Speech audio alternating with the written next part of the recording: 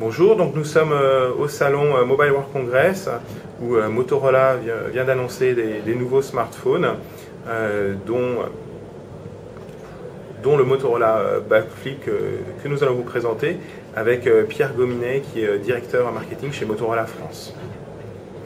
Donc, alors je vais vous laisser nous le présenter. Et bien voilà le Backflip qui se présente donc comme un smartphone qui a l'air comme ça d'une tablette tactile, mais avec un form factor vraiment nouveau puisqu'il s'ouvre comme ceci jusqu'à présenter un clavier AZERTY QWERTY complet. Voilà. Donc il n'y a pas de slide comme on peut voir sur les form factors habituels. Ce qui permet d'avoir des positions nouvelles. Par exemple, de le mettre comme ça, je vais filmer pour montrer sur le côté, voilà. Très bien. Okay, donc il se met en mode, voilà. Ah oui, là il se met en mode, on va dire. Réveil, vous avez un cadre photo numérique, vous pouvez faire défiler vos photos, ce qui permet aussi, comme on n'a pas le slider, d'avoir plus de place pour le clavier. Un slider qui mange environ un tiers normalement de la zone. Et la deuxième nouveauté hardware de ce produit, c'est le petit touchscreen à l'arrière, qui permet quand on tient son mobile comme ça, de l'utiliser. Alors je vais essayer de montrer. Voilà, donc on passe le doigt comme ça derrière. Alors je vais juste dire mon petite impression. J'ai joué un peu avec. Au début c'est un peu bizarre, mais je sens on comprend très vite l'habitude. Et ce qui est pas mal aussi, j'ai vu, c'est qu'on a aussi le double clic pour sélectionner. Exactement. Ce qui est pas mal aussi. Donc c'est vraiment comme un pad tactile d'un PC. Trackpad, voilà.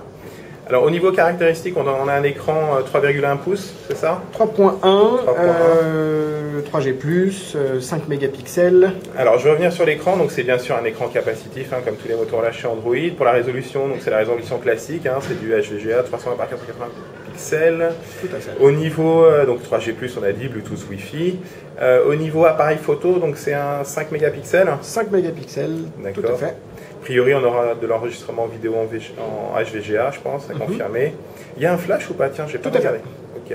Un LED flash, je suppose, un simple LED flash. Ici, là, il y a l'appareil photo 5 mégapixels. Ah oui, c'est vrai qu'il est là, puisque c'est la partie qui se met... Exactement. Tout à fait, ok. Prendre la photo, donc tout simplement, hop, et voilà, vous vous retrouvez avec l'objectif. Alors, ce qui est intéressant aussi, c'est que quand on ferme, le clavier s'éteint et devient inactif. Exactement. Et puis le toucher, c'est assez lisse, en fait. Les touches ont très peu de relief. Voilà, et puis quand on l'ouvre, bien sûr, les touches sont rétroéclairées. Alors maintenant, on va passer sur la partie interface. Donc au niveau interface, finalement, on retrouve ce qu'on avait sur le DeX, puisque c'est de l'Android 1.5. Tout à fait, et MotoBlur. Et surtout, l'interface très réussie MotoBlur. Avec les widgets d'agrégation de réseaux sociaux et de push de réseaux sociaux et d'email. Puisqu'on a aussi tout ce qui est corporate email, en synchronisation, push de Gmail sur le téléphone. Ouais, c'est vraiment, on a toutes les notifications en live. Exactement, il y a des gens qui utilisent et qui nous envoient quelques petits updates. D'accord, très bien. Donc, alors, le clavier, j'ai juste touché un peu comme ça. Le clavier donc, est en permanence éclairé, ça a l'air pas mal, donc à tester. Et puis, alors donc, par contre, je pense que c'est un peu trop tôt pour avoir plus d'infos sur la commercialisation. Donc, on sait bien sûr qu'il va être commercialisé en Europe, puisqu'on est ici à Barcelone, et donc en France. On ne peut pas effectivement encore parler de la commercialisation du produit, c'est un peu trop tôt, mais dès qu'on peut communiquer sur la commercialisation et nos partenaires, on le fera. On espère qu'il sera là avant l'été.